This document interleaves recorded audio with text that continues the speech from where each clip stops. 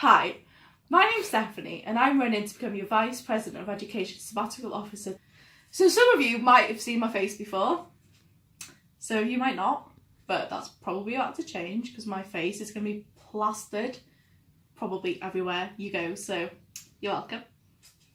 I'm wondering what my main aims are if I was to be elected as the sabbatical officer. Well, my main aim would be to listen to students. I want to engage with students and make sure that I'm doing the best for them, because there's no point me coming in and being like, I want this, this and this, because that's not what's best. I want to listen and work with so many different people and do what's best, and I want to improve what students want to be improved.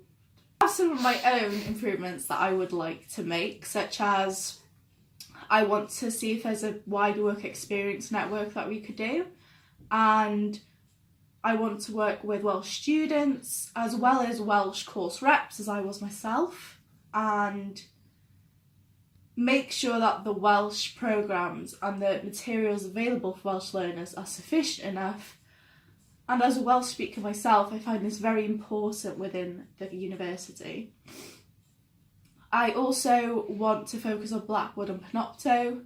I believe there's always things that can be improved on there. But mostly, I just want to make a change.